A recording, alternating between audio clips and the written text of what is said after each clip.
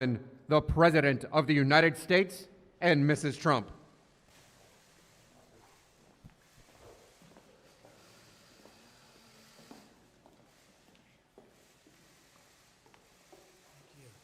Mike? Well, thank you very much.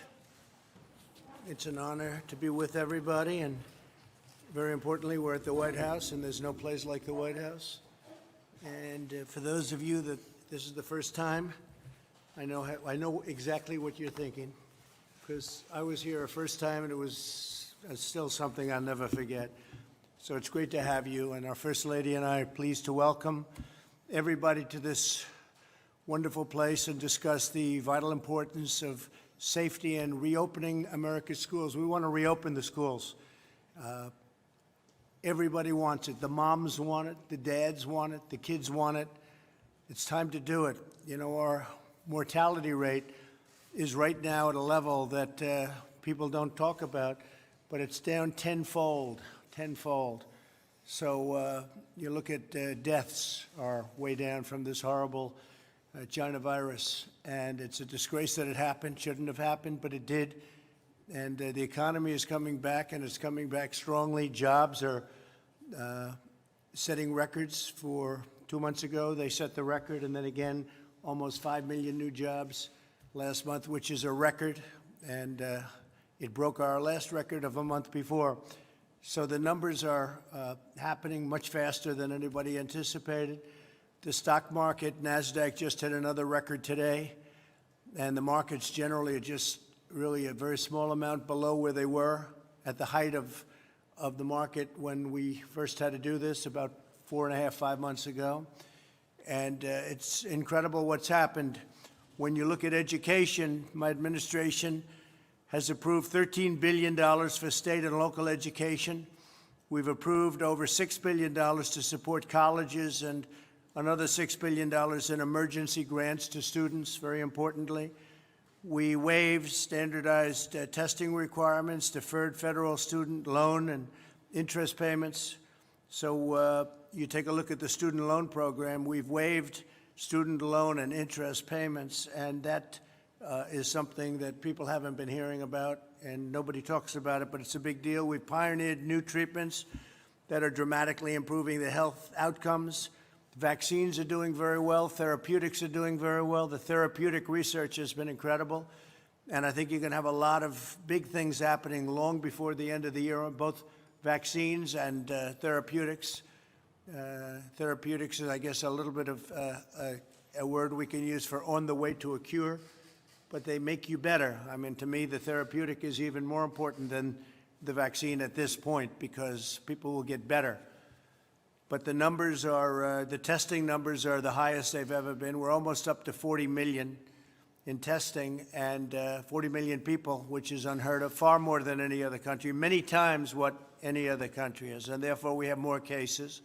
Because we're doing more testing, we have more cases. If we did half the testing, we'd have far fewer cases. But people don't view it that way. What they have to view, though, is if you look at the chart, and maybe Mike has it, but we looked at it before. If you look at the chart of deaths, deaths are way down. So what we want to do is we want to get our schools open. We want to get them open quickly, beautifully in the fall.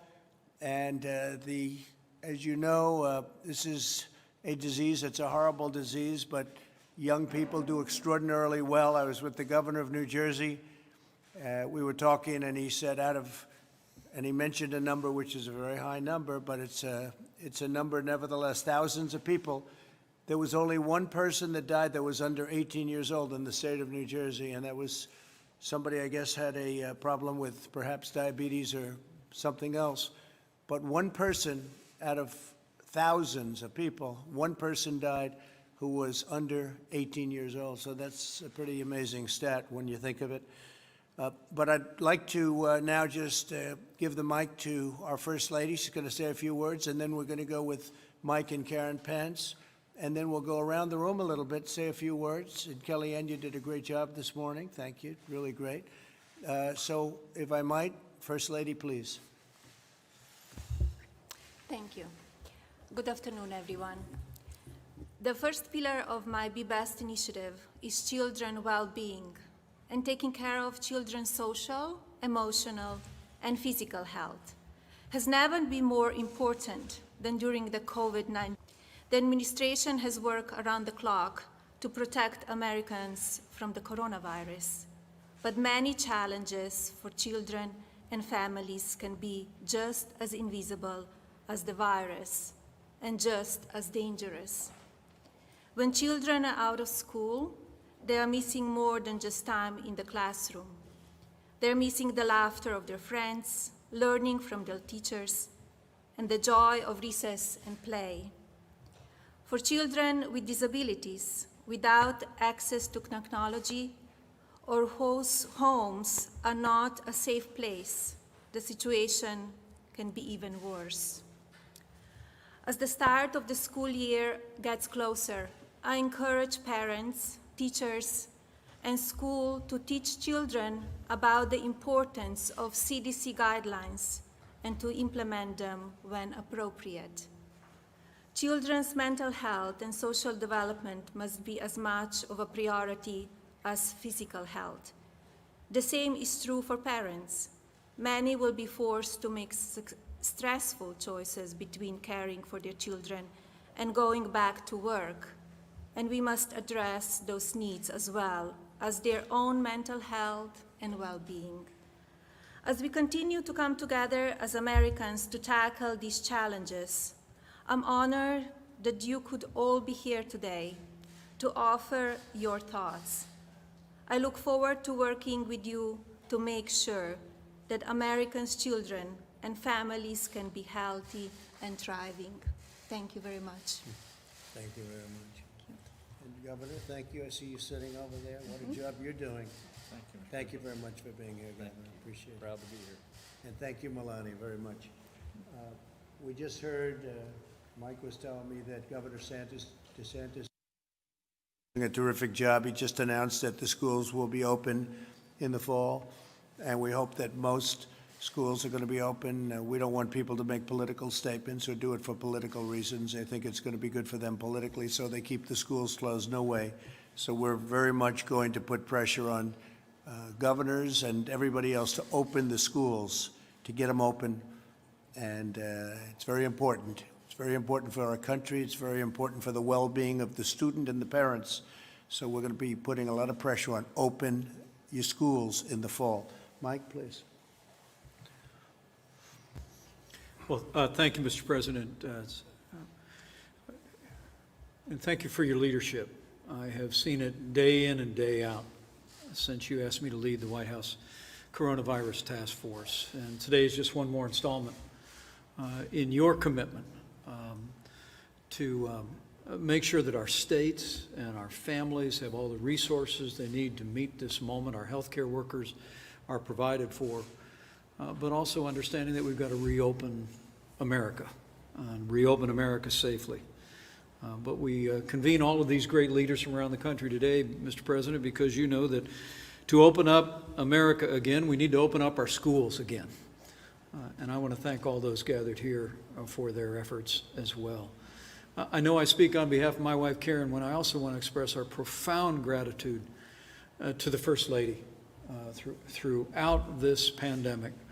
Her regard for families, for children, for the emotional impact that this has had on every American is so admirable. And I'd like to invite everyone to show your appreciation for our First Lady and the work she's done for American families.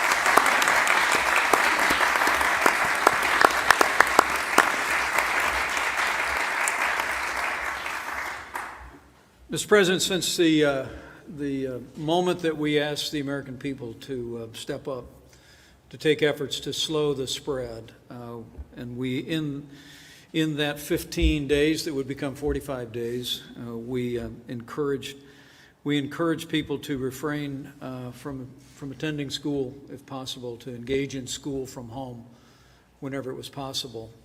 There were two categories of heroes that emerged. One was the parents around America who stepped up as never before. And those that are looking on, those that are represented here should know. Your president the first family, your vice president, and our second family are grateful for the families of this country and everything you've done to be the teachers for your children, to create the structure at home where they could continue to learn even in a challenging time. I also want to say how grateful we are to the teachers, Mr. President, and I'm actually sitting next to one who I've been married to for 35 years. As you know, she actually teaches in a local school in the Washington area a few days a week, and I watched her go in and pack up crates of art materials that children could come by and pick up and take home to continue their learning. And so I'd like to invite everybody to show your appreciation for the parents and all the great teachers who have done the work of continuing to educate our children throughout this pandemic. It's truly been inspiring.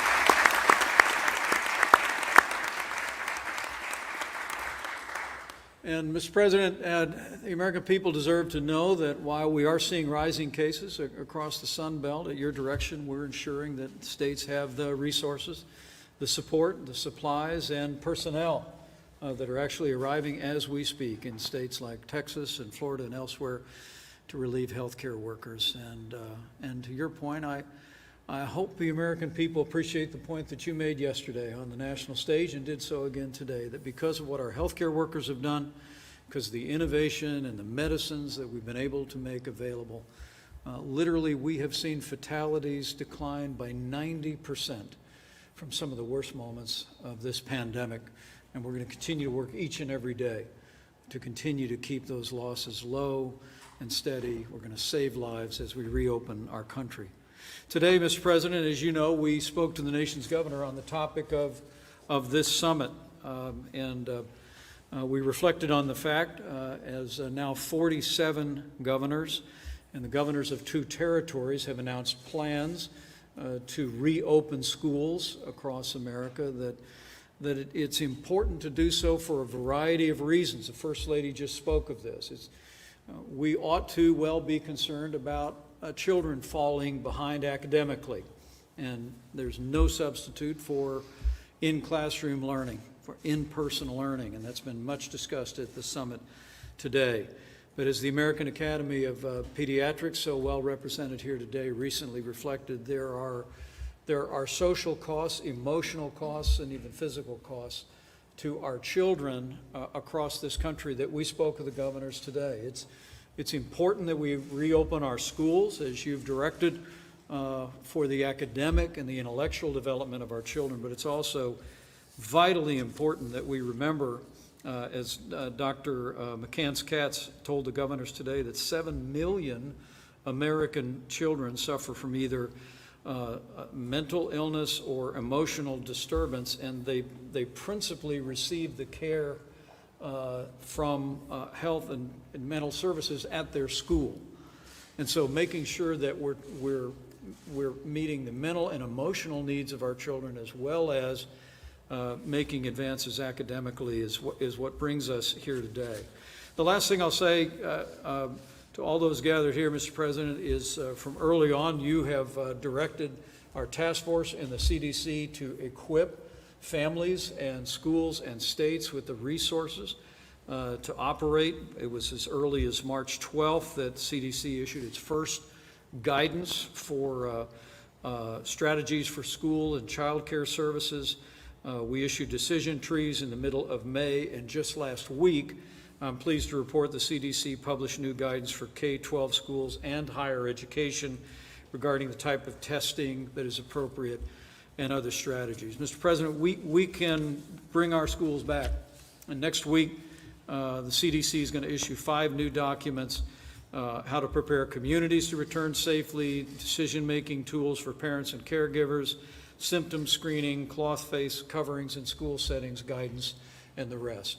We're going to continue to flow these resources and this guidance, but as Dr. Redfield told all the nation's governors today, and I want to acknowledge Governor Parsons' leadership and his presence here today, we're truly grateful, is that what you've instructed our task force to do and the CDC to do in this moment is to say to states around the country and to local communities, we're here to help. The CDC has issued guidance, but that guidance is meant to supplement and not replace state, local, territorial, or tribal guidance. In a word, Mr. President, you've made it clear to us, we don't want to be the reason any school doesn't reopen.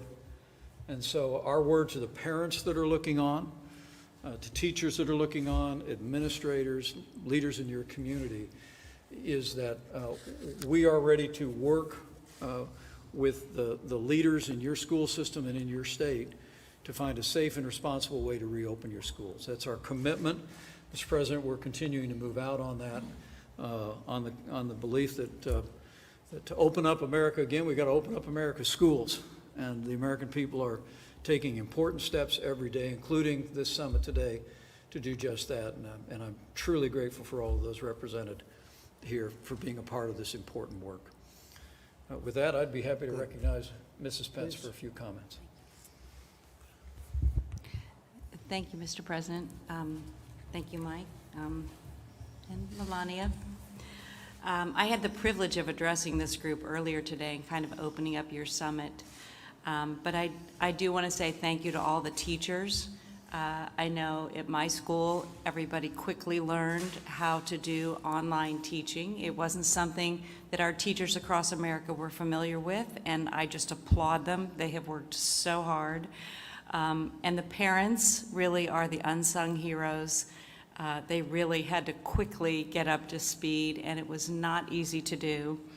But you know, our kids are struggling, and they need their friends, and they need their teachers, and they need their routines.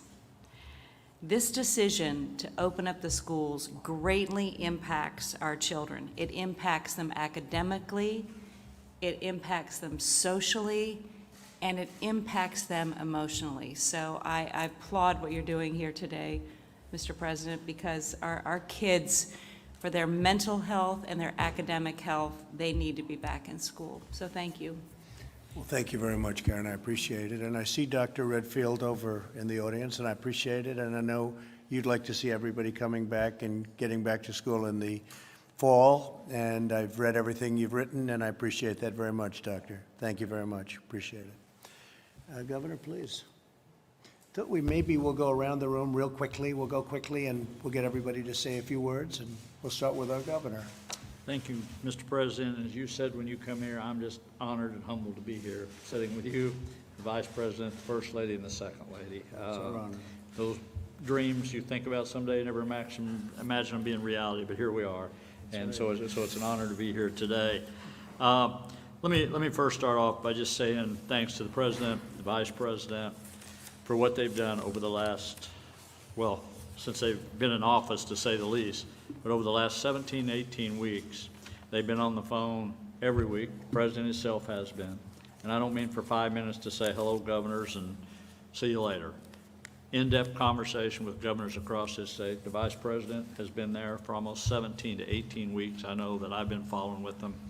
And the one thing they've stressed every day in those phone calls, every week, they're trying to do the best thing for this country and for the everyday people out there, and they were trying to make their full support to the governors across this state. And I just want to thank you for doing that. Thank you. For leading as what good leaders do in times of crisis. And I just want to thank you for that. When the President said he was going to put a little pressure on governors to open these schools up, I will tell you this, on a few phone calls I've had with him, he can put a little pressure on you if he decides to do that. I will say that on that. So sometimes we all need a little push to get things going. What the First Lady said when she talked about the kids was so important to me as a grandparent, as a father. I sit there and I think of all the kids that need to be in school. There's the ones that have the privilege of going every day. That's almost common that we go to school for most of the school kids, but a lot of school kids, it's a safety blanket. It's a way to get nutrition. It's a way to get counseling. It's a way for somebody to help them when they cry out for help. And that's also why getting schools back open is so important. And then if you want to take that one step further, it's about making sure people are going to be qualified for the workforce of tomorrow. This virus cannot shut our country down or our states down. We have to deal with it as we would anything else that we've dealt with in this country, and we have to move forward. And economy and life goes on, and education is part of who we are, and kids need to get back in school. Parents need to get more involved in their schools and be back involved in their schools. As I heard speakers today speak, it's part of who we are. It's how we build a future, and I think that's so important. I also want to thank the Second Lady for giving me a little inspiration on a couple of key bills we signed in Missouri, and I want to give you a little credit today. We did full reciprocity in the state of Missouri yesterday. I signed that bill, and full military reciprocity, and the Second Lady kind of gave me a little inspiration for that. And also my daughter's a school teacher. To do that, most of the time we have a father-daughter relationship, except when it comes to teaching, and she becomes a senior advisor to the governor when we talk about those issues on that. But again, I just want to thank the President for his support for our state. People appreciate it, Mr. President. I want you to know that, for the First Lady and for where we're headed in this country, because we've went through hard times before, and we'll continue to get through hard times, and we'll be better off for it, and we'll be stronger than ever, so thank you. And you won't be changing the name St. Louis, will you? No, we will not be doing. Thank you. Thank you very much. That's very important. Thank you very much. Please. Good afternoon, Mr. President. I'm delighted to join you, the First Lady, the Vice President, and the Second Lady here today to talk about why it's important for children to be in school. My name is Dr. Sally Goza. I'm a pediatrician from Georgia, and I'm president of the American Academy of Pediatrics. Children get much more than an education at school. Being away from peers, teachers, and school services has lasting effects for children. Although this will not be easy, pediatricians strongly advocate that we start with the goal of having students physically present in school this fall. Of course, returning to school must be done safely. We must take measures to keep students, teachers, and staff safe and with flexibility to adapt as needed to the community's prevalence of COVID-19. The evidence we have so far indicates that children are less likely to have symptoms or severe disease resulting from coronavirus. Children are less likely to become infected, and they are less likely to spread infection. We know, however, that missing school can have serious consequences for child health and well-being, particularly for students with disabilities or with special health care needs. Students who are in school learn more than reading, writing, and arithmetic. They also learn social and emotional skills, get healthy meals and exercise, and mental health support. Schools help identify and address learning deficits, physical abuse, substance use, depression, and suicidal ideation. These are all critical reasons to get children back to school. Reopening schools in a way that maximizes safety, learning, and the well-being of children will clearly require new investments in our schools. We urge you to ensure that schools receive the resources necessary so that funding does not stand in the way of keeping our children safe or present at school. Thank you, Mr. President. We look forward to working with you and all the people around this room. Thank you very much. Please. Thank you, Mr. President. Penny Schwinn from the great state of Tennessee. Appreciate the invitation on behalf of our superintendents, our districts, our families, our teachers, and our public officials. Opening up Tennessee, we know that reopening schools reopens our economy. We've got great examples of where superintendents have come together and thought through scheduling to make sure that parents can get back to work for companies who support multiple regions. We've done an incredible job with resources, 20-plus toolkits. We've opened up free professional development for teachers and principals for free statewide and online tools. And I'd also like to just thank the First Lady for her support on child well-being. We had a wonderful conversation a couple of weeks ago on the task force that we've launched statewide, covering the entire state and making sure that all of our children receive a high-quality public education, as well as being served in terms of nutrition, transportation, et cetera. And I'll just end by saying, as the proud daughter of a police officer and a teacher, I was raised with safety and high-quality education being two fundamentals in my home. And it's a great honor to be able to reinforce that with the schools in Tennessee today. Thank you very much. Thank you, sir. Great. Thank you. Alex? Well, thank you, Mr. President. Really, thanks to the historic response that the President has led to this unprecedented pandemic, we have the tools where we can reopen our workplace. We can reopen our schools, and we can reopen healthcare. We've got the tools. When we think about kids and schools, the school for our children is a center of so much of their life. It is where they get health care. It is where they get mental health care. It is where many of them get nutrition. It is where mandatory reporting of child abuse and sexual abuse happens most often because of the nature of mandatory reporting requirements, in addition to the social, physical, intellectual development that the kids need from a physical setting in schools. We're in a very different place now than we were 2 or 3 months ago. We have the world's most robust testing system with close to 40 million tests having been done. We have health system capacity and personal protective equipment to enable us to work through these outbreaks that we've got. We're advancing on therapeutics, as the President said. We now have remdesivir for hospitalized patients, steroids for lung illness. We have convalescent plasma to treat individuals. And just this morning, the President made a major $500 million investment in a monoclonal antibody that will be a treatment that could, if successful and if approved, could deliver hundreds of thousands of doses as early as late summer, early fall. We have 3 vaccine candidates, and just this morning invested $1.6 billion in a 4th vaccine candidate that could deliver hundreds of millions of doses this fall and into early next year. So it's just a very different circumstance than we ever had before. We know more about this virus. The fatality rate is going down because we're better at taking care of patients with the virus. Our fatality case rate in the United States is among the lowest, if not the lowest, in the developed world right now. And we can reopen our schools safely with what we know. And it's really simple practices of common sense. It's social distancing. It's wearing face coverings when you're in a setting that you can't social distance. And it's practicing good personal hygiene. The tools are there to bring our kids back safely, to protect our teachers and our staff. And it's time to do it now. Thank you, Alex. Good luck with all of the therapeutics. I know you're getting very close, very close. That would be incredible.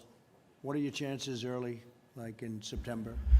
So Regeneron, which is the one that we funded at almost $500 million this morning, they are one of the most advanced. We have several very advanced monoclonal antibody products. This basically takes that convalescent plasma that recovered patients would donate and bioengineers that in effectively unlimited supply that we can do. And so it's a cocktail of multiple antibodies that give your immune system an immediate defense.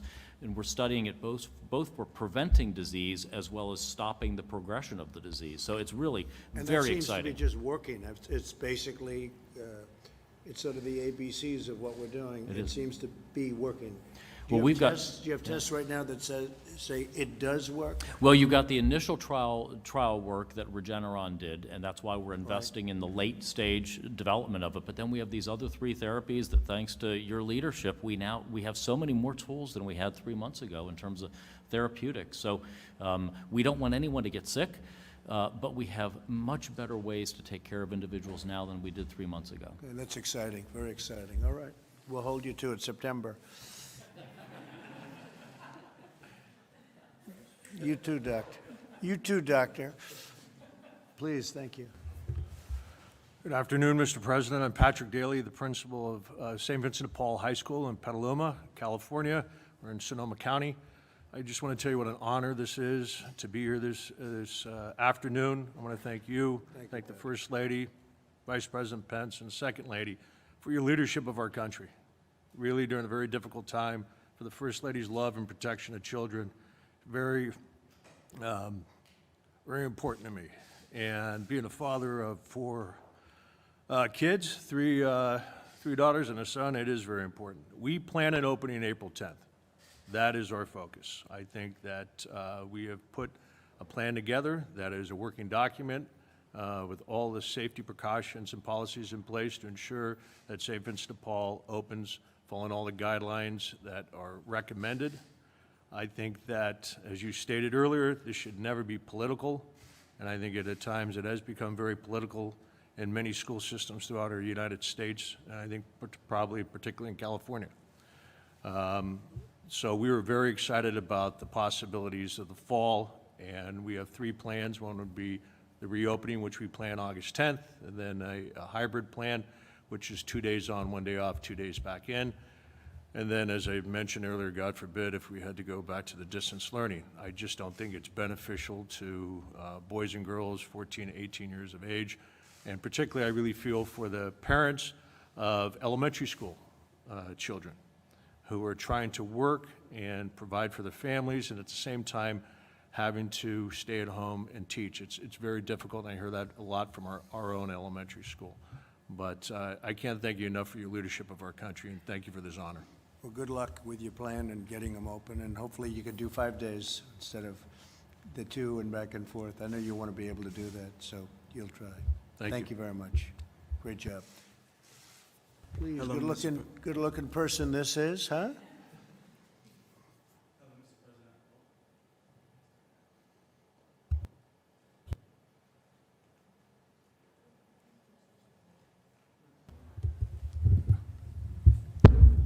There we go.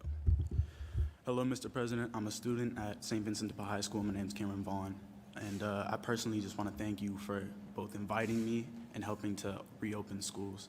Coming on behalf of the students, it really means a lot just to be able to get back out, and it means a lot to our emotional health and our mental health just to be out there with our friends, because a lot of us don't have that opportunity. And it helps reopen our schedules, so we have something to look forward to. Me, I'm a person of schedules. I run by a schedule, make a schedule for myself. So I just want to thank you very much for getting us back to that. Great job, really great. Thank you very much. We'll get you back, okay? We'll get you back soon. Thank you. Kellyanne, please. Mr. President, Mrs. Trump, and Mr. Vice President, Mrs. Pence, thank you very much. I listened to Cameron Vaughn, and I'm reminded why we're here in this room today on this very important topic, but why we're here in this administration. I believe a hallmark of the Trump-Pence administration has been the success in looking out for and expanding opportunities, safety, and well-being for the forgotten child. And the forgotten child took on a new meaning during this global pandemic. Between the first and third weeks of March of this year, just about 100% of our school children across this country, of all ages, were taken out of their schools and stuck at home. We saw a few things happen, many of which have been spoken about today, but I'll add one more. The digital divide was laid bare in that so many of our students could not access basic digital assets to allow them to confidently and competently complete their schoolwork and to learn and to thrive. The schools are our central nervous system because our students are the heart and soul of our nation. And so today your message is, Mr. President, Mr. Vice President, that all children matter. And our mission is to make sure that all children can safely and securely re-enter their places of learning very soon. This has also impacted our economy, and I have a soft spot for single moms, having been raised by one, and our single moms have been disproportionately impacted through their job security, their wage earning, and most of them are not in jobs for which they can telecommute. So we're creating pandemics within this pandemic. The good news is that our children are at low risk for transmission, even as they are at high risk for maladies, visible and invisible.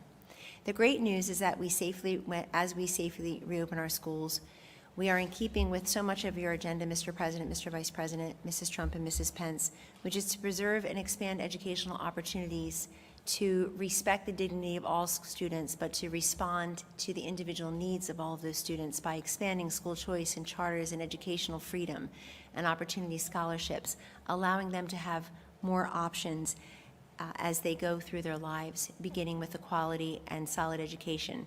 The President has said, if we as a nation can win 2 world wars, dig out the Panama Canal, put a man on the moon, we certainly ought to be able to deliver a quality education to each child. And that begins with reopening our schools and making good on that promise to each and every one of them. Thank you very much. Thank you. Thank you very much, Kellyanne.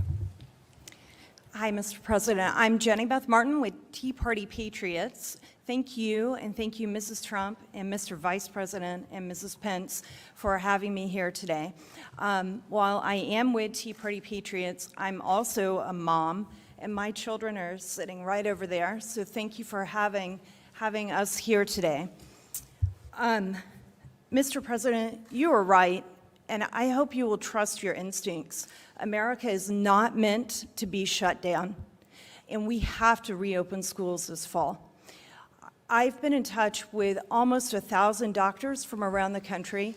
I helped Dr. Simone Gold spearhead a letter to you signed by 800 physicians and surgeons who talked about the side effects of the lockdowns. I've done a second letter with over 150 doctors 240 nurses, 330 educators, 70 national groups, and thousands of parents and concerned Americans who want to see schools reopened. Reopening schools is going to stabilize our society. I think it's the number one most important thing we can do to stabilize our society from top to bottom. Whether it is in a local community, just reestablishing calendars, which churches, nonprofit groups, traffic patterns, people who don't have children care about the calendar for schools. Kindergartners and elementary school students simply cannot learn looking at a Zoom screen. If they could, we wouldn't need schools in the first place. We could just plop them in front of a television.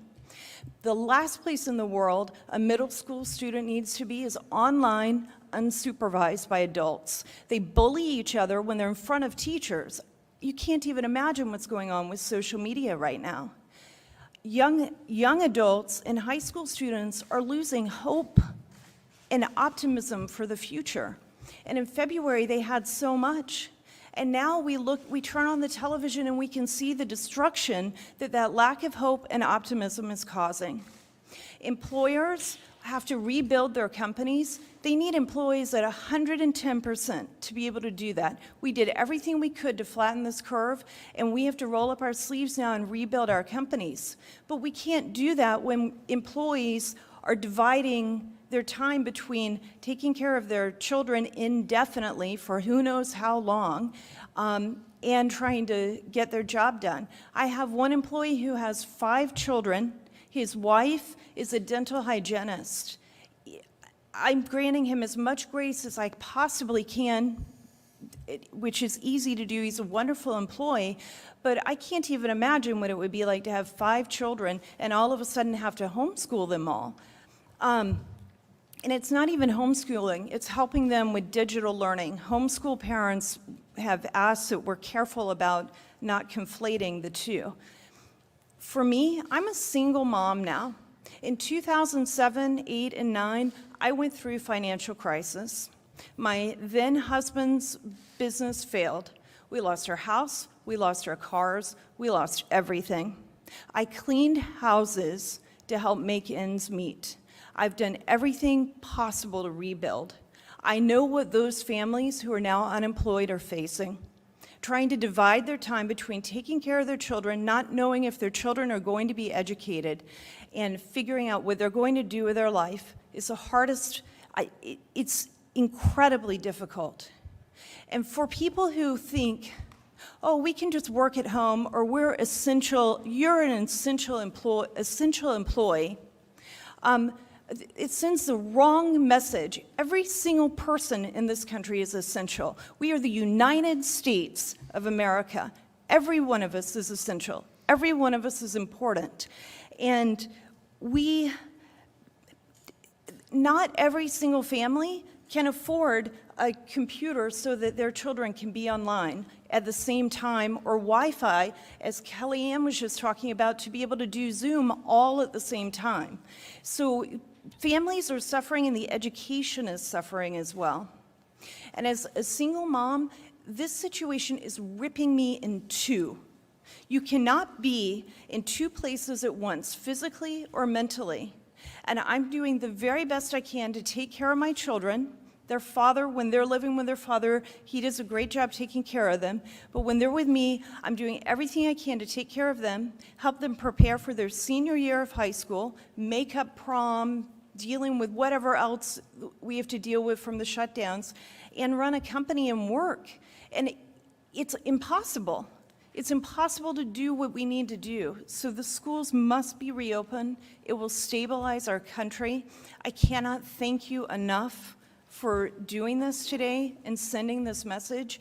And the doctors who I've been working with, they want to do anything they can to help calm the fear that is permeating our country. They understand we have to have a healthy respect for the virus, and we have to be able to live our lives. And they and I will do anything we can to help you with that. Thank you very much. Great job. Looks like you're doing a good job. Is your mother doing a good job? She good, right? You said the right thing. Okay, great job. Thank you very much. Mr. President, First Lady, Mr. Vice President, Second Lady, on behalf of the great state of Tennessee and Governor Bill Lee, I want to thank you for all of the help and resources and support that you and your administration have provided us. You guys have been accessible, you've been responsible, and that means the world to us in the states when we're trying to do our jobs. I'm Dr. Lisa Piercy. I'm the Commissioner of the Tennessee Department of Health. I'm also a pediatrician and a mother of 4. And I know very clearly that education and economic prosperity are key drivers of health. We know in Tennessee that kids have to get back to school and parents have to get back to work. It's paramount for our economy and it's paramount for the health of our nation. And we're doing our part in Tennessee for that effort. And thank you Yeah, again. thank you, and say hello to Bill, please. Thank you. Doctor? Thank you, Mr. President, First Lady, Vice President, Second Lady. Today was a really terrific day because it took Americans' children, put them in the center, and said this is not going to be a unilateral and a unifocal, one-dimensional discussion about COVID-19, but a discussion that transcended that single moment and brought in the other issues of mental health, academic health, emotional health, and really said that it's important to the whole child to have the availability of schooling. And I think having that discussion that was multidimensional, having teachers here and students here and the health commissioners here and the secretaries here was really very helpful because I think it not only put the child at the center, but also made it clear about how important these other issues are that are beyond COVID-19 in the health and welfare of our children. And so the discussion was terrific, and I think we have a way forward. Thank you very much. Thanks, Deborah. Thank you, Mr. President, so much for including me in today's event. I think I'm on now. Thank you for including me so much in today's event. I want to thank you. I want to thank the Vice President, the First Lady, and the Second Lady for your comments and for all the concern you've had for the education of our children. I come today as a parent, as an OBGYN physician, and as the managing partner of my practice. This has been a very scary, but also a very enlightening experience to have walked through. It's been quite the challenge, and I will say quite the challenge. But the first thing I want to say is it's so important to get our children back in school. Our higher education students, our high school students, and our middle school students are so embedded in social media already.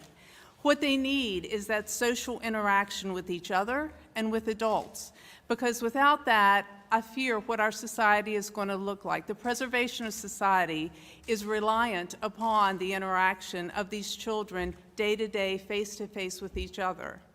I also saw the anxiety of my youngest child, who's here today with me, Macy, back on that side. I saw her anxiety when she came home from college. The anxiety of not knowing how her education would continue, of then trying to set up the Zoom meetings and make it happen, but more importantly, not having the opportunity for those in-person tutorials or that in-personal relationship with a professor to complete her courses. And I think her courses did suffer because of it. She's a good student and it wasn't dramatic, but I can only imagine what it was like for other students. My eldest child had a learning disability. To try to bring him home and do this education online without that in-person benefit, without the tutors being there present, would have been a disaster to his now very good career in Richmond. And I just fear for that student especially. As we go back to school, I think it's very important that we also educate these kids because they sometimes do rise above it and feel as though they don't have the mortality or the morbidities or that problem of interaction with each other. They will have new family units. My daughter will be in an apartment with 3 other girls. They will be the new family unit. And it's important that we educate them for that, for when they come home, that they realize that their elders, their grandparents, and all are now vulnerable to them. That family unit has changed. But we can do this, and we can teach them. And masking, they've learned this. It's important, but we have to reinforce this at the college level to keep it ongoing as a priority. And I know that we can do it. The other thing that I, as a physician, am a strong believer in is herd immunity. And what I'm not proposing is that we put all of our students in a big vat and only the survival of the fittest come out antibody positive. I'm not saying that. I do think it's important to stop this tremendous isolation that keeps the virus as the winner.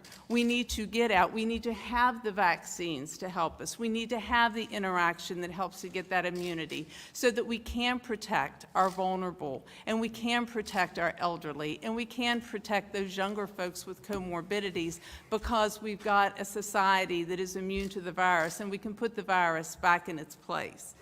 And finally, I just want to, again, thank you for being here. Thank you for hearing me out. And thank you for putting education of our children in the utmost, and for putting our economy in that place too, because as a business owner, when I have parents who have to come late or leave early in order to educate their children and yet run a business at the same time, as this lady stated, it is incredibly difficult, if not impossible. And we want to maintain their jobs. We want to maintain their work ethic, but we also want to maintain the intelligence of their children and of our future. And so I thank you again for your interest in this and for letting us be here. Thank you. I think it's very important to note that we've done it right. We closed up. We were amazing the way our great citizens adhered to what we wanted to do, and we saved, I think, millions of lives. Now we want to be open. We understand the disease much better. Nobody knew what this was. Nobody had ever seen it before. There's been nothing like this since 1917. That's more than 100 years ago. But we saved tens of thousands of lives, hundreds of thousands of lives. And now we're open, and we want to stay open, and we will stay open. We're not closing. We'll put out the fires as they come out.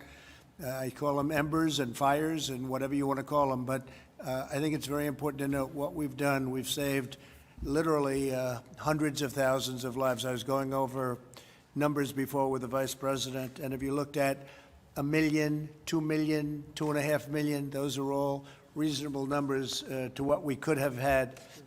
Right now, we're at a number, as you know, far lower than that. And where would you say we are today, Mike? 130,000. About 130. So we're at 130, and we could be at way over 1 million right now, and I think it could have been 2.5 or 3 million people. So, but now we're open, and now we understand the vulnerable. We understand who has the biggest problem with it, and we watch that group and that age group, and also people that aren't feeling so well with respect to, in particular, Deborah, certain diseases. The diabetes is bad, the heart is bad, and we watch very closely, and we've done it right. When you look at what happened with Sweden, I kept hearing about Sweden with the herd, with the pure herd. The herd concept of opening up and keeping open, all of a sudden it exploded. You look at what's going on in Brazil and a couple of other places. So we've really done it right, but now it's time to be open. It's time to stay open, and we will put out the fires as they come up, but we have to open our schools. It's so important to open our schools. And what you said from a psychological standpoint with respect to staying home any longer, you can't do it. You can't do it. That has great dangers also. So that's where we are. We're not closing. We'll never close. You'll have certain areas that will have difficulty, and they'll do what they have to do, and that'll be up largely to the governors, but it's also, they're in very strong consultation with us. We're supplying them with tremendous materials and gowns and masks and anything else they need, and they should be doing it themselves, but we've made a lot of governors look very, very good. We've made a lot of governors look very smart that weren't so smart, and some have just done a good job right from the beginning. I could give you a list. I could grade them. I could grade them out from 1 to 50, and you'd be amazed. You might be surprised at some of them, both good and bad. But I thank you very much for your remarks. I think it's very important. What you said, I think, is very important. Please. Mr. President, First Lady, Mr. Vice President, Karen, it's great to be here and to represent the great state of Indiana as president of Ivy Tech Community College. We are Indiana's community college, so 160,000 students across our great state. And I just maybe want to remind you, as we talk about higher education, the true workforce engine that community colleges are for our nation and how important they are, and the students that we serve. So let me just speak a little bit. We don't serve as much the 16 or 18-year-old, though we have many traditional students. It's often the single mother that we heard about, 29, 30-year-olds and beyond, coming back part-time, and how important it is that they have access to community college. They're also typically the lower income. Our first-generation students are students of color, those that really do need to have the opportunity for the American dream. So this has been incredibly important that we continue to run. And so we have. We've been virtual. We were virtual this summer, and as of Monday, Vice President, we are doing completion academies on campus to ensure that those nurses and welders and all that need the hands-on and labs courses, that they can be out there joining America's new jobs that are coming and being part of a strong economy. So we've appreciated the great support, the CARES Act, all that's gone on. We will operate. We will be face-to-face. We will be hybrid. We will be online. We will be virtual.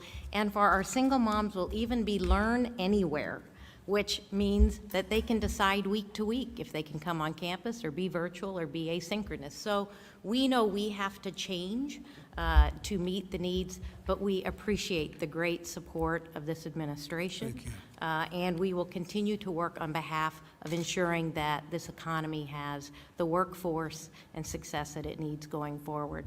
Thank you very much. Thank you. Thank you, Mr. President. I'm Fess St. John. I'm the Chancellor of the University of Alabama system, which includes the University of Alabama, Good.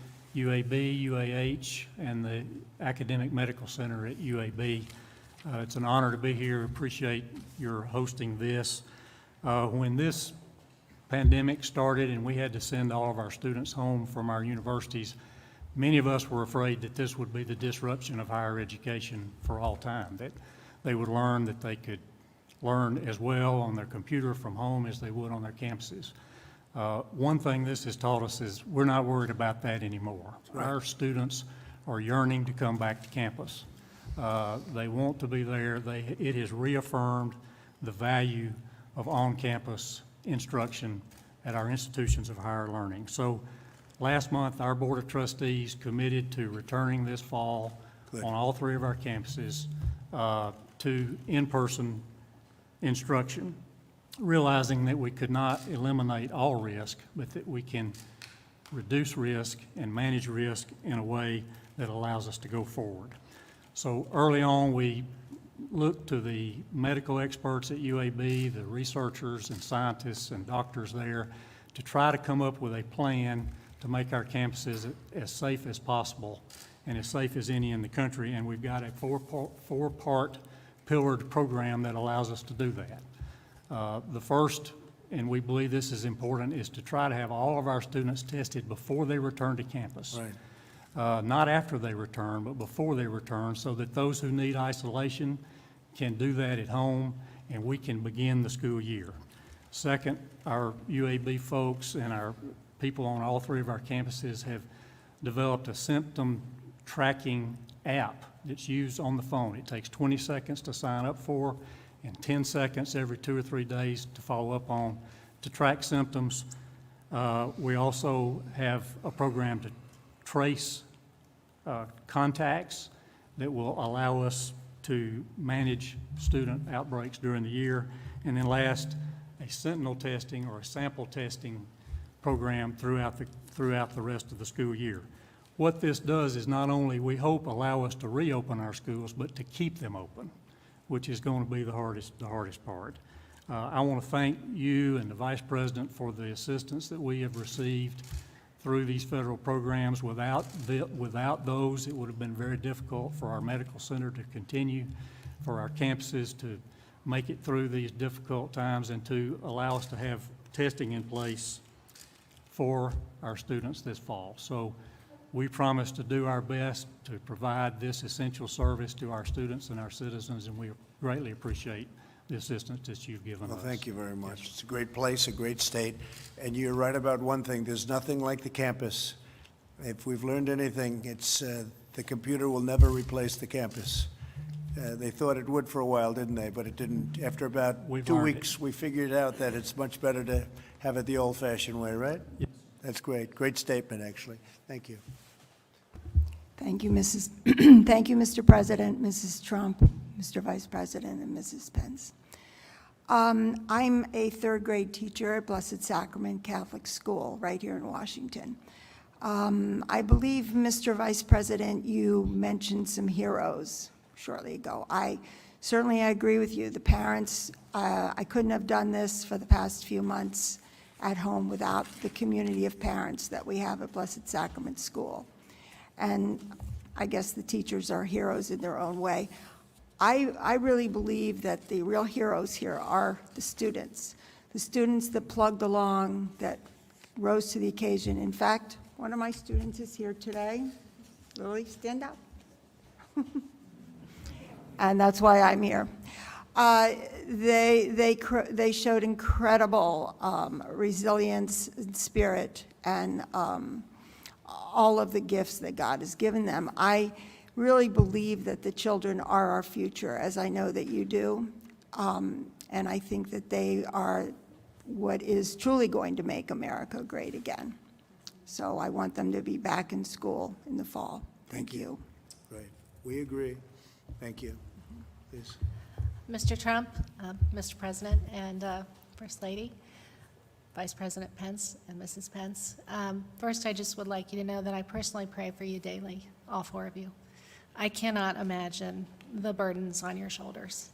And I know that it's only through God that you can handle that. And It's not easy. I can tell. I so appreciate Thank you. That's very nice all of that you. you've done.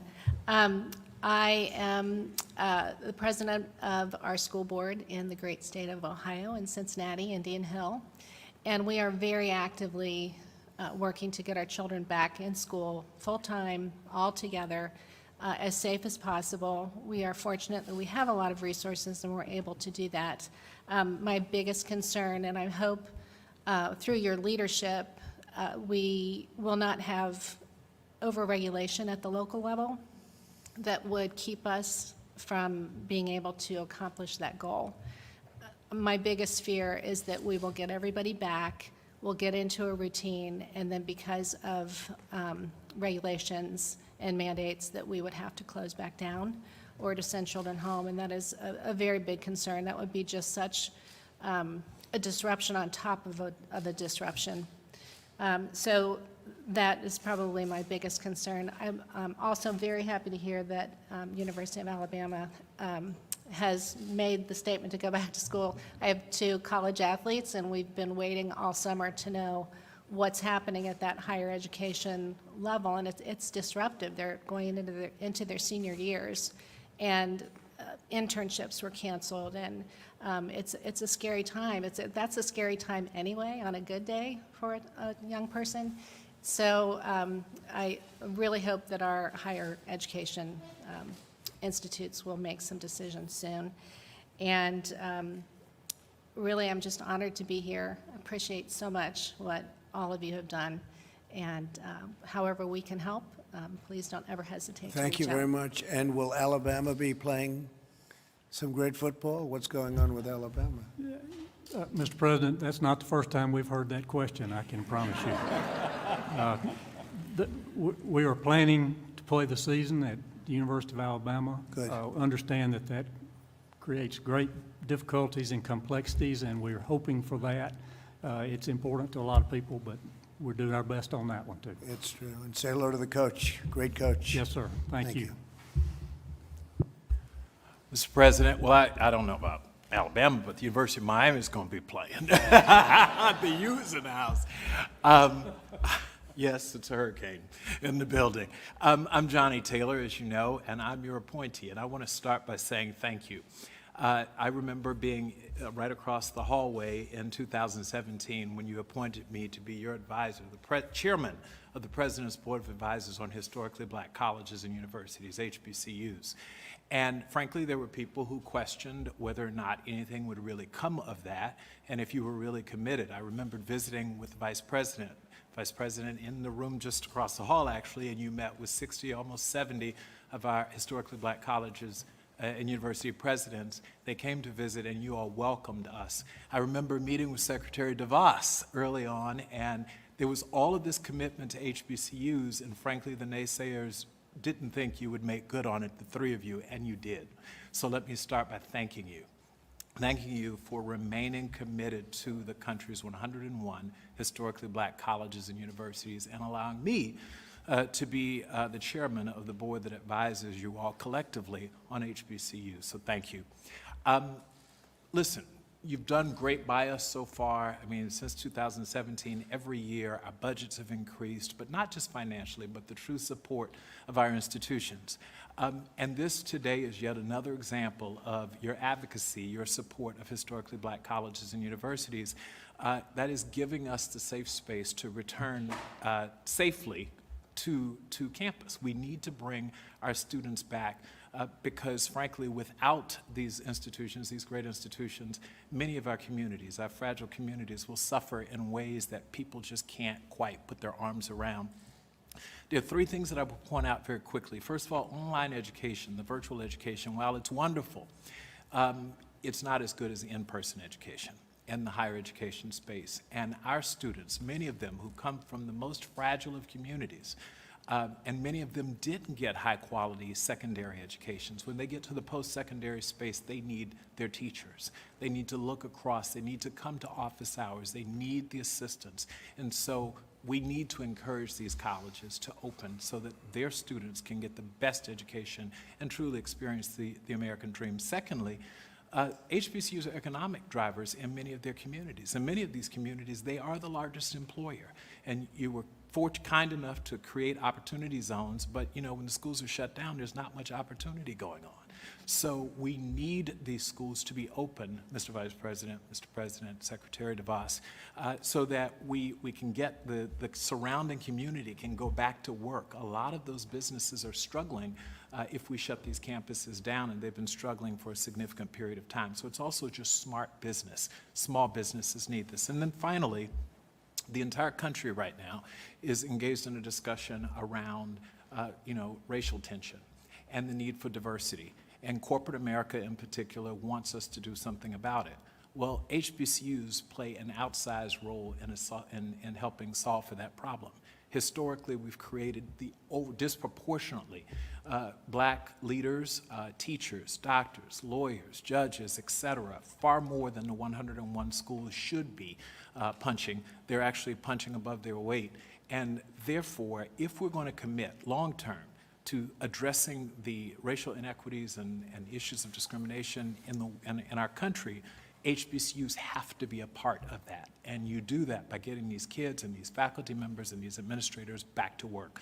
So on behalf of the country's 101 HBCUs, as an American, as a father of a 10-year-old little girl, thank you for the commitment to get our schools back and our children back safely so that they can learn and, as I said, experience the American dream. Thank you. Thank you, Johnny, and you're doing a great job. The only thing is, I don't think people know how much we've done for historically black colleges and universities. Nobody knows that we've done more than any administration in history. And nobody knows that, but maybe they'll find out eventually. They'll find out. But thank you very much. Appreciate it. Please. I'm Brad Weller from Shippensburg, Pennsylvania, 7th grade science teacher. Thank you very much, President, for being here and doing all this. First Lady, Mr. Pence, and I really, really want to thank Karen Pence for stealing all of my information I had written down this morning, and then she did it again after I wrote new stuff down just here this afternoon. So, appreciate it. No, I'm going to keep this short and sweet. We're ready to go back. We literally are ready to go back. I know our students, I have 3 kids at home, they want to go back. It's time. It's time, just like your economy, which is the greatest economy ever in the history of the world. I appreciate that. You had to slow it down. The momentum was gone. We did the same thing to our students last year. Their momentum was, they were rolling. They were a well-oiled machine. And then all of a sudden, you had to throw it in park. If we just have to change gears a little bit this year, you know, that's one thing we can do, but to throw it in park again, I don't like that option. Thank you. You're right. Thank you very much. Brooke? Thank you, Mr. President. I'm Brooke Rollins, the President's Domestic Policy Chief, and while I sit here and listen to everyone, I'm struck. I don't know that the world understands, but I think it's so important. We have a president who was arguably one of the most successful businessmen in the history of our country, the First Lady who has spent her time and her talent and her extraordinary skill on focusing on the well-being of children. We have a Vice President who was one of the most successful governors in the history of our country, and we have a Second Lady who has a career and is focused on being a teacher and an educator. This is the dream team. I don't know that there will ever be another leadership team like the four of you to lead this country back to even greater heights than it was ever before. In March of this year, 75 million students' lives and their families' lives were upended when they were sent home. 75 million plus families. Just a couple of months later, here we are in the East Room of the White House with some of the country's greatest educators, leaders, teachers, HBCU leaders coming together to figure out how to get these schools reopened, how to do it in a safe way, and how to do it where we put children first. The good news, and I'm so glad that Dr. Goza is here from the American Pediatric Society Association, because we are now understanding that I think an analysis of 45 studies recently showed that the preponderance of evidence indicates that children are less likely to be symptomatic, have the severe disease, or be really susceptible and transmit COVID-19. And for the week ending June 27th, school-age children accounted for only 1.3% of COVID-19 related hospitalizations. The evidence is showing that it really is time for these kids to get back to school, but it really is about the mental health, the well-being, and the emotional well-being of these kids, but also focusing on, as this president has done, this is the last thing I'll say, the forgotten Americans, the vulnerable Americans who are most susceptible to the ravages of what happens when we don't get kids back to school and we don't get kids and lives back to normal. As the mother of a 5th grader, 7th grader, 8th grader, and 10th grader, there is no doubt in my mind, representing all the moms in this country, that we'd really love for our kids to get back to school, but it's about so much more than that. It's about the well-being and safety and economic prosperity of this country. And having this dream team, along with Kellyanne and Secretary DeVos, Secretary Azar, and our teams here, this country needs to know that we are fighting every single day for every American and to ensure that we can reopen safely and make sure that it's done in the proper way. So thank you, Mr. President. Thank you, Brooke. Thank you very much. Please. Mr. President, Mrs. Trump, Mr. Vice President, Mrs. Pence, it's an honor to be here representing Forsyth County Schools in Forsyth County, Georgia. We're about 30 miles north of Atlanta, serve 52,000 students in our school system. We're ready to go. We're going to open our doors on August 6th. We've been planning and preparing all summer. We will have guidelines in place. I'm really proud of our teachers and our students, how well they performed last spring. But as everyone has said this morning, this afternoon, our students need to be back in school, and we will be prepared on August 6th. I will assure you of that. That's great. That's great. Thank you very much. Thank you, Mr. President, Mrs. Trump, Mr. Vice President, Mrs. Pence. Mr. President, thank you for your bold leadership and for convening us here today for this vital conversation. It's clear our nation's schools must fully reopen and fully operate this school year. Anything short of that robs students, not to mention taxpayers, of their futures. And their futures represent our nation's future. So it's not a question of if, it's just a question of how. We had a good discussion today on how to ensure schools reopen and education continues in ways that keep students and teachers healthy and safe. Under the President's strong leadership, our economy is roaring back. Our schools must do the same. This is the moment for American educators to rise to meet the needs of every student. Students can't afford to fall further behind. Even before the virus, too many were trapped in schools that don't meet their needs. So this is the time to reopen schools, to rethink school, to be more nimble, more agile, more responsive to students' needs in a 21st century changing world. This moment demands actions, not excuse-making or fear-mongering. We've done whatever it takes before, and as Kellyanne said earlier, and as you've often said, Mr. President, we've dug out the Panama Canal, we've won world wars, we've reduced the Berlin Wall to rubble, And thanks to you, we've defeated ISIS. With grit, determination, and grace, we can do what's right for all students and ensure they are back in school. Thank you. Thank you very much, Betsy. Appreciate it. Very nice. Please. Good afternoon. Thank you, Mr. President, First Lady Trump, Vice President Pence, and Second Lady Pence. It's an honor to be here. My name is Nicole Washington. I am a trustee at the Florida Agricultural and Mechanical University in Tallahassee, as well as Miami-Dade College in Miami, Florida. As you both well know, our schools didn't close. In many ways, the pandemic accelerated a trajectory that we were already on to use technology to expand services and programs to students. It's not been easy. I actually had the pleasure of teaching a class, a synchronous class this summer at the University of Miami. And I applaud all of the faculty and the staff who have had to pivot on a dime and provide these services to students. Florida A&M is actually going to open. We're going to invite all of our students back in the fall. The board made this decision based on a McKinsey survey that found that only a third of our students would likely stay if we chose to remain remote online for the fall. Students would choose either better online options or options closer to home or more cost-effective measures. And so we are going to reopen. We do want to reopen. I think there are obviously concerns either way. If we remain virtual, we have enrollment concerns, student engagement concerns, as well as budgetary concerns. And then if we open, we have to be very cognizant and vigilant about health and safety, liability concerns, as well as the costs associated with reopening. We're very thankful for the CARES Act additional allocation for testing, tracing, sanitation. That will be a recurring cost going forward. What I would like to close on is the pandemic dispelled the myth that higher education can change on a dime. Our institutions are printing PPE.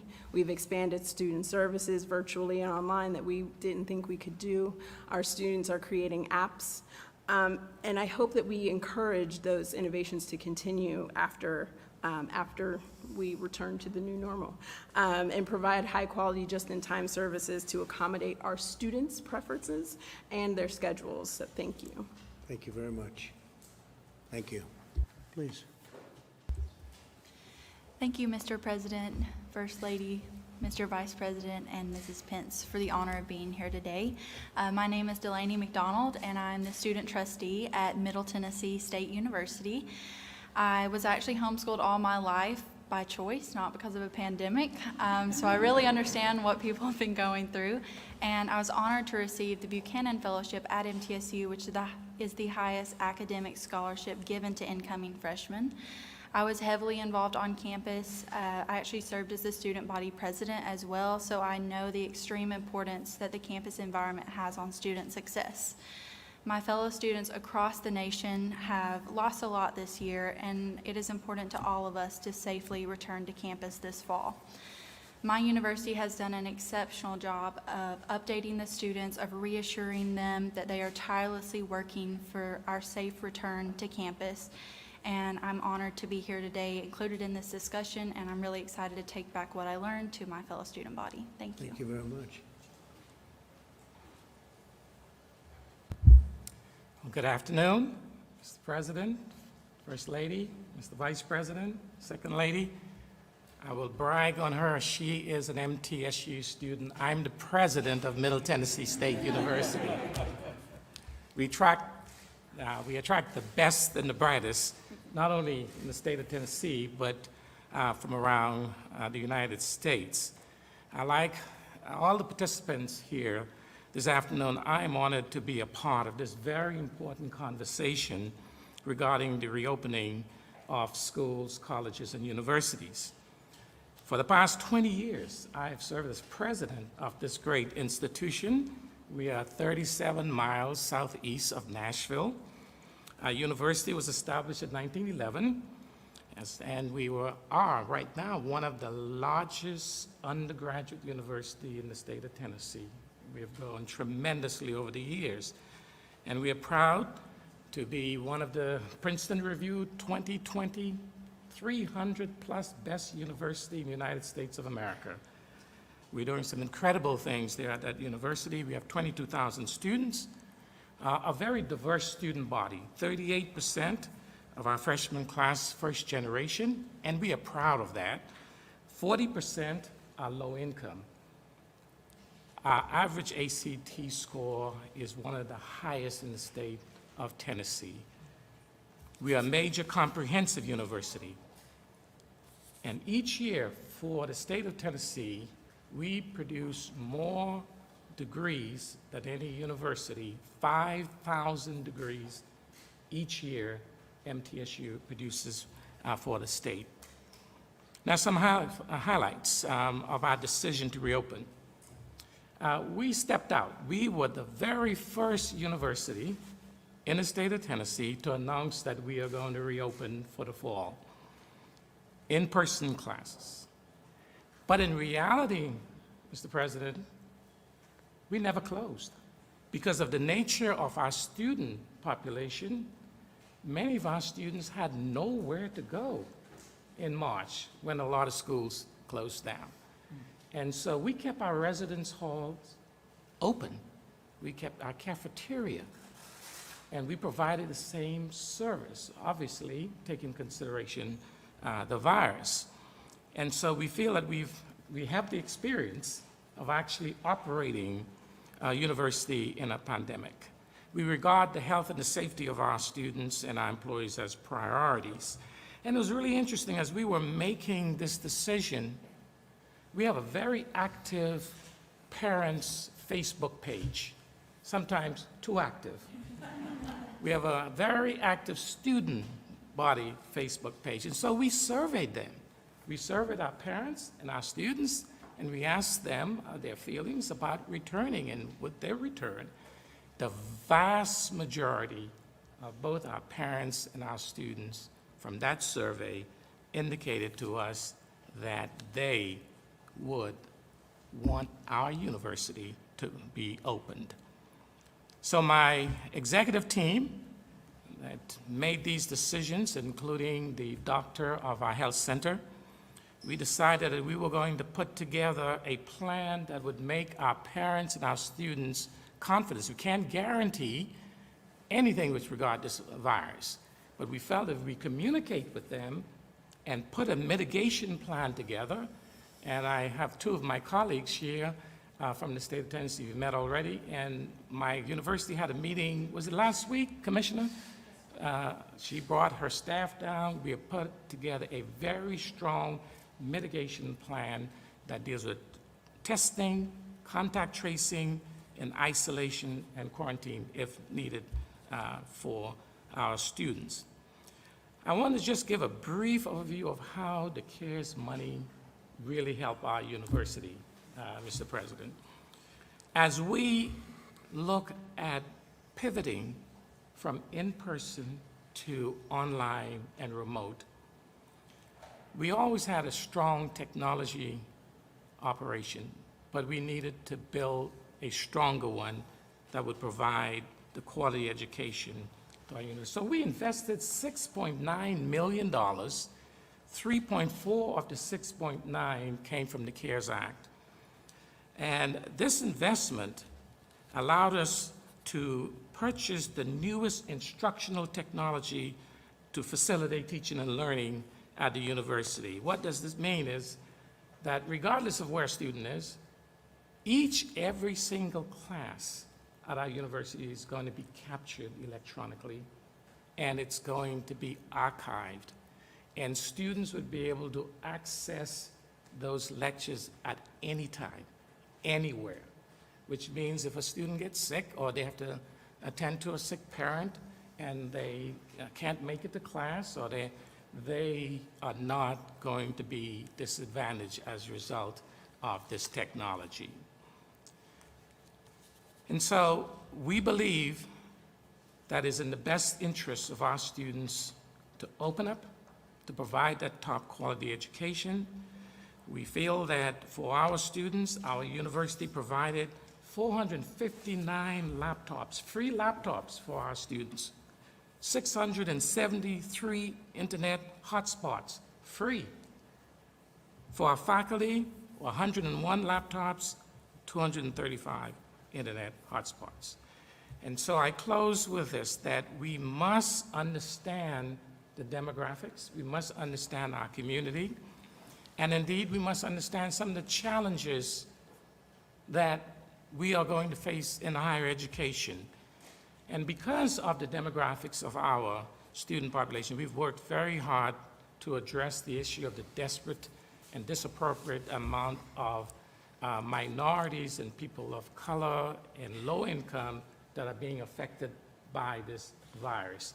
And so we've partnered with one of the sororities, the AKAs, and they've put together an incredible package of information that will be given out to our students as they return. Thank you so much for having us, and we look forward to this conversation. I learned quite a bit today. Thank you, Mr. Well, President. thank you very much. Thank you very much. Great job, too. So I want to thank everybody, and I want to just say get open in the fall.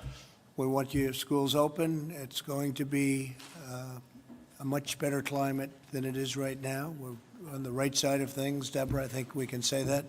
A lot of work has been done. We understand what we're doing very, very well. Again, mortality rate, the lowest anywhere in the world. And we want to get this done, and we want to get our country going again.